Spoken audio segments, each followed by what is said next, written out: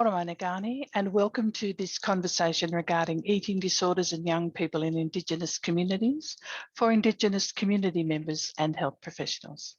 I'm Auntie Kerry, a Wininini Budjeri and Cadigal Irish woman from Darkinjung country in New South Wales, but living on Tharawal lands in southwest Sydney.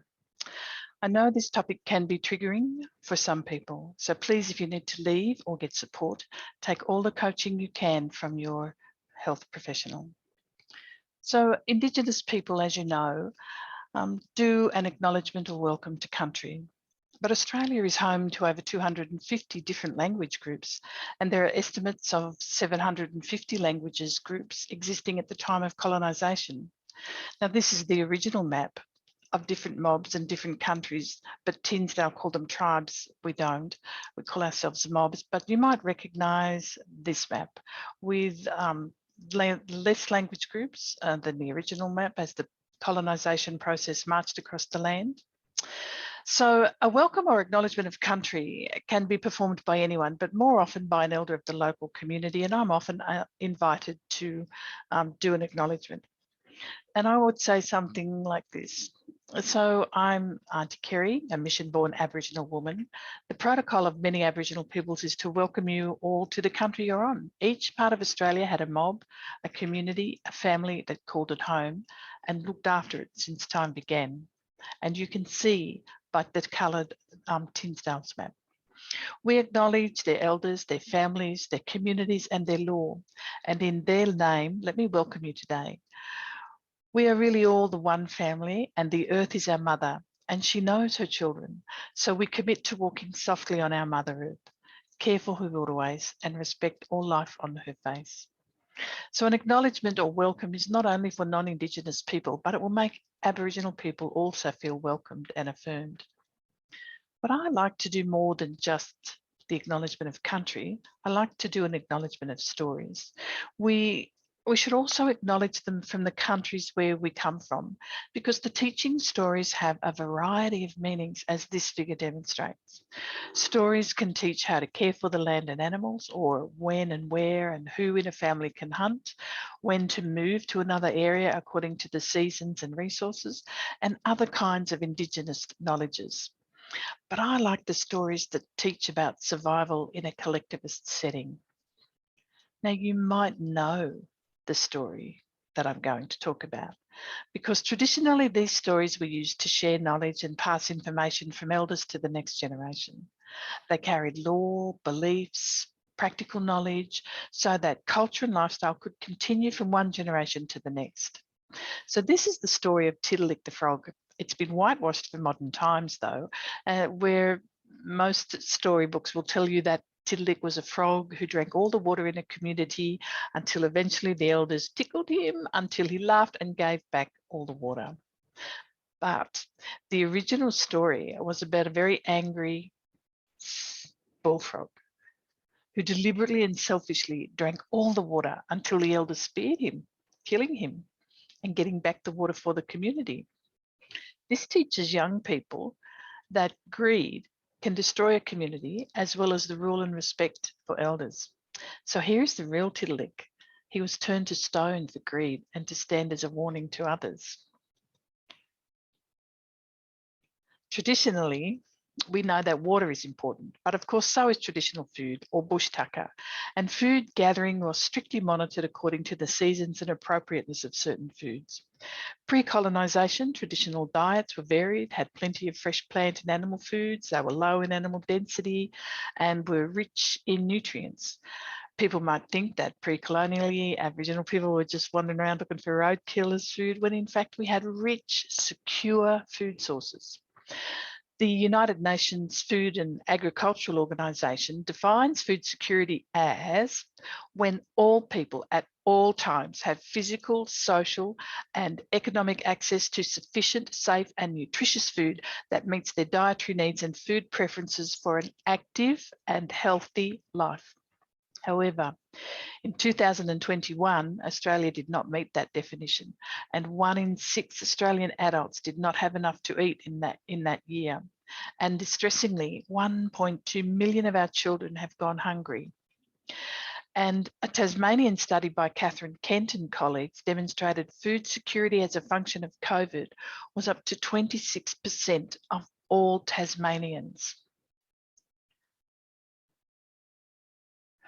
So Australian Aboriginal people are at high risk of food insufficiency and security. The long echo of colonisation, when traditional foods and nutritional practices have been whitewashed or extinguished, with the rationing of flour, sugar, tea and tobacco, removing the previous generation's access to healthy foods, the continuation of Aboriginal people as unworthy other in a hierarchy of suffering has led to intergenerational racism and food trauma in families and communities, and this is a very reliable predictor of other eating disorders. Here you can see some men lined up at the sheds waiting to get their rations. According to Lucas, a Native American therapist, if eating disorders could be understood as coping mechanisms in response to historical and current political violence, it would remove a lot of the shame and isolation that exists in Indigenous communities among those that struggle.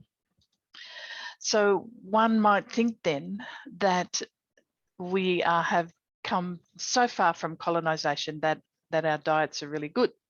Unfortunately, flour, sugar and tea continue to be a staple part of many Aboriginal people's diet.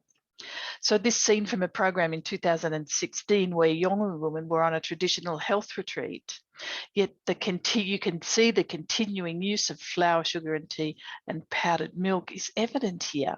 So it's this ongoing impact of colonisation that is correlated with childhood obesity in Aboriginal young people.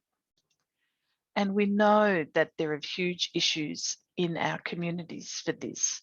So according to the latest data, remember that health data are what we call lag indicators, and it means that we can't get yesterday's data, but so we get the most up-to-date data, and this one is from 2019. But I just want to show you the obesity rates in Indigenous children. So you can see here that if for the people who were overweight or well, let's just look at obese kids. So you can see that for all kids, for all adolescent teenagers up to 17, it's almost 1 in 5. If you want to look at overweight and obese, you can see that it's a very disappointing and scary to see, you know, nearly half of young Aboriginal boys and girls score so high. And if you want to look at overweight but not obese, the ones that we can get earlier, you still have this really high level, and it's got issues to do with not only food access, but it's got issues to do with being able to play sport. It's not as reliable as people think about being able to have access to nutritious foods rather than foods that will fill you up, etc. So it's an ongoing issue for us, because we know that not only will they get eating disorders, but obesogenic environments do lead to issues such as diabetes, arthritis, and early death. But people would still think that there are no eating disorders in Indigenous communities, but that is not correct. And in fact, Bert and his colleagues in 2020 demonstrated that Aboriginal young people get eating disorders very often at higher rates than non-Aboriginal youths. So let's consider then this stereotype and the stigma and the myth that Aboriginal young people don't get eating disorders, or if they do, it's only concerned with obesity, because that's clearly incorrect. So the Sydney Morning Herald in 2021 featured a young Aboriginal woman who had anorexia in her early teens, and her history was that her parents divorced, she moved to a new school, she was bullied, she was isolated, and she did not fit the phenotype of the other non-Aboriginal girls. So you can see then that she had a lot of stresses. And at one point, she tried to get help from the Aboriginal Health Service, but the non-Indigenous doctor was so dismissive and harsh that Miss Mundine was turned off from seeking further professional help. She eventually had an issue with obesity, but you can see now she's living a very healthy life. So she's clearly got effective professional help. But you can, and I also think she needs to be acknowledged for her bravery in being able to do something as public as that. So then, if we know that eating disorders are a group of mental health disorders that are concerned about consumption and absorption of food, we know that there's a lot of psychopathology. We know that some eating disorders are more common in Indigenous Australians, for example, night eating syndrome. And that's got a lot to do with feeling of safety in community and in families. There are no validated screening instruments for Indigenous communities, but we can pretty much guess that they've got a poorer psychosocial quality of life, living in generally lower SES homes, etc., compared to non-Aboriginal people. And the other big issue that we need to remember is that obesity is linked to eating disorders in young people, such as the other ones, bulimia, anorexia nervosa, binge eating disorders. And this is well documented and well researched by Indigenous and non-Indigenous researchers. So what then is the framework that we want to have considered? What is the etiology for eating disorders when we've known for over a decade that the rates of eating disorders in Aboriginal communities are the same as other communities? So what is an appropriate framework to base interventions? Well, let's consider some of those. So we know then that eating disorders constitute a group of disorders involving disturbed body image coupled with eating, weight loss behaviours, and they cause severe distress and impairment to the quality of life of the child or adolescent, of their family and of their community, of health professionals, etc. when we don't see that we can find the light in the end of the tunnel, because the burden of these disorders on the community and the health system is also high. And if we agree that trauma in Aboriginal communities is a predictor of eating disorders as a stress mechanism and stress reliever, and we consider the epidemiology of other researchers, then what are the protective factors that of the 9 out of 10 young people that do not develop eating disorders, even when, for example, they might be exposed to the same media, the same socio-cultural pressures for thinness, the same racism and bullying that other Aboriginal children experience? Well, I'd like to consider a social capital system, and I prefer Bronfenbrenner's. So Bronfenbrenner's systems theory, he views child development as a complex relationship of relationships, really, system of relationships affected by multiple levels of the surrounding environment, from immediate settings of family and school to broad cultural values and laws and customs. His descriptive analysis of the many ways of development of children and adolescents has far-reaching implications. So really, what he would say is that if we give parents workshops or tutorials or whatever to developing their parenting skills, then you can actually measure and see the benefits of the child's development cognitively and socio-emotionally. But it's just my opinion, but this is the most important thing that I think we haven't considered, is the chronosystem. It's the last of his systems to be added to his theory, and it's of course it's concerned with time and the changes of events over a lifetime, but it's also an issue of repeated measures. And it's also an issue of when did the traumatic event occur in a child's life. So we know that the microsystem is probably the most important one to get right, because that's where the child develops hope and feelings of safety and security. And that really does benefit them predict a long and healthier life. So the strengths of his theory really it's a rich description of the various environmental influences on children and adolescents' development. I like the way that the development of children considers values and laws and customs of the society and what impact that has on children and adolescents' development. So if appropriately applied, then you can see that this might form a good strengths-based approach to interventions with families. It'll empower them to overcome stressful situations and maximise children's nurturing environments, stimulate their development, because he understands environments and families are intertwined.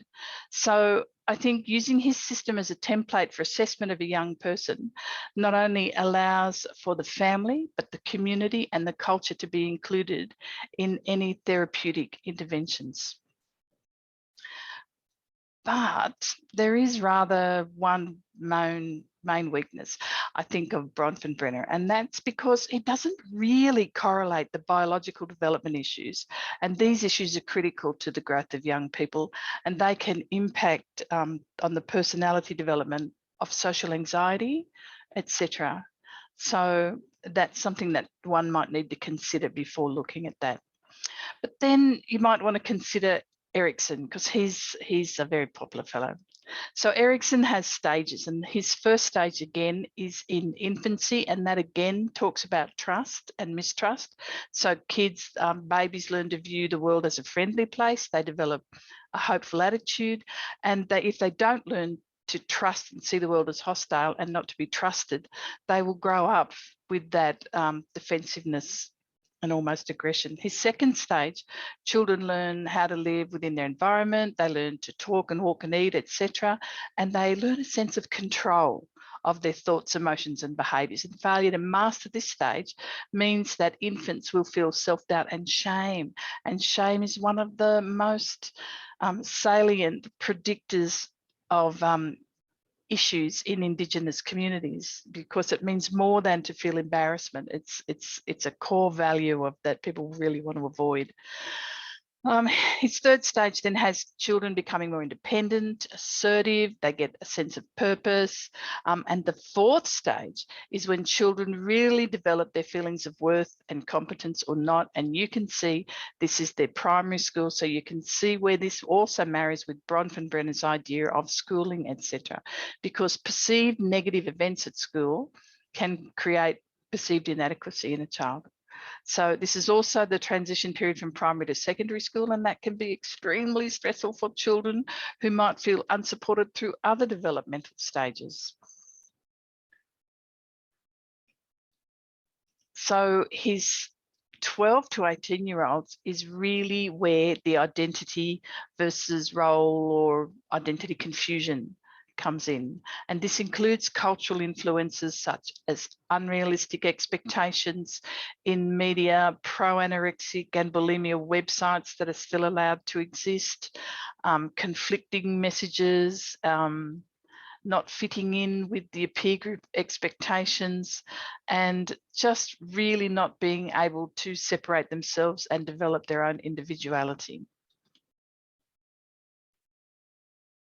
So the strengths then for Erikson is that, again, if the parents can recognise, or caregivers can recognise the stages, then they can intervene to ensure that the child's development is positive.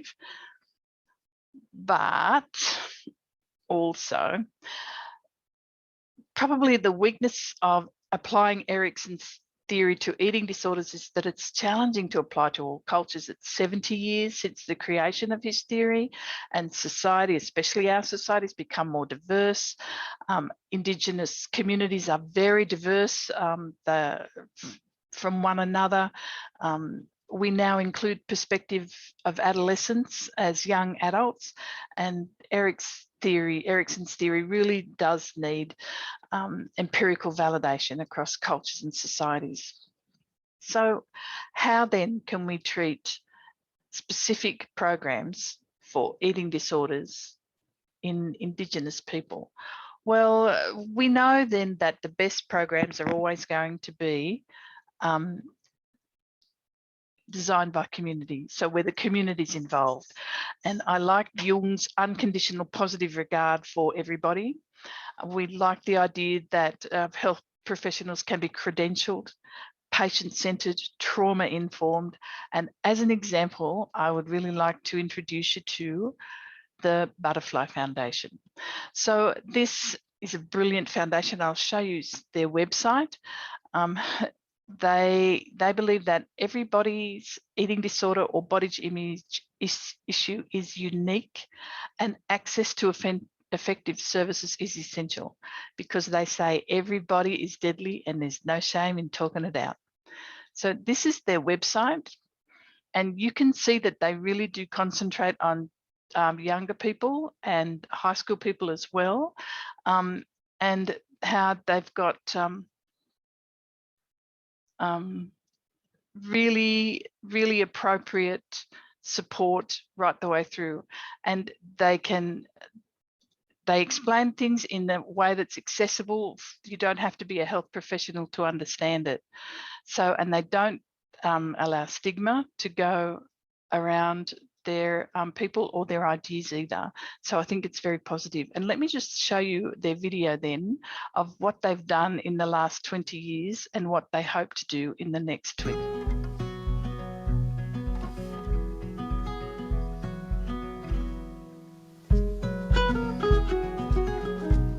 I think in the future, I want people to be able to talk about eating disorders with the same honesty and vulnerability that they already do, but the voices that we're hearing come from different people. Someone like me, or someone I know in my real life, who can look at that person advocating for eating disorder treatment and go, well, if they can get help, I can get help. I would like to see the way we talk about eating disorders and body image concerns in men in the next 20 years can continue to be more inclusive. One example being in primary school and early high school health education programs, targeting it towards all genders, be entirely gender inclusive, and to highlight that these challenges are faced by people irrespective of their sexual identity. I think in the next 20 years, I'd really love to hear more young people's stories directly, because I think a lot of mental health, when you talk about it, it's often people talking about young people or for young people or to us, but it's not us speaking for ourselves. So in 20 years' time, where I'd love to see the eating disorder conversation is not dissimilar to how depression is talked about now, where there's a national day, where there's great conversations and empathy around people with depression, that we'd have the same level of empathy and discussion around eating disorders. Our goal is that all Australian children can feel bright in their bodies, and that all Australians will thrive and be able to find ways to be kind to the body that they have. The next 20. The next 20. The next 20. The next 20. The next 20.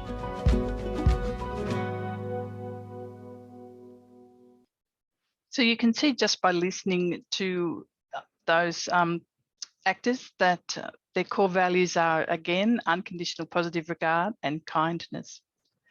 So I want to thank you for engaging with this topic. And I want to just say that there are over 1 million Australians currently experiencing an eating disorder, but less than a quarter are getting treatment or support. The credentialing of health professionals to care for young people and young Indigenous people with eating disorders will really benefit our communities. Eating disorders develop from a combination of risk factors, but no one chooses to have one. So if you are worried about a family member or yourself, reach out to your GP or your caring professional. Thank you, and Barabarayam, which means be well in my Aboriginal language. Please feel free to look up any of these references. They are really generous, some of the researchers that we have in Australia.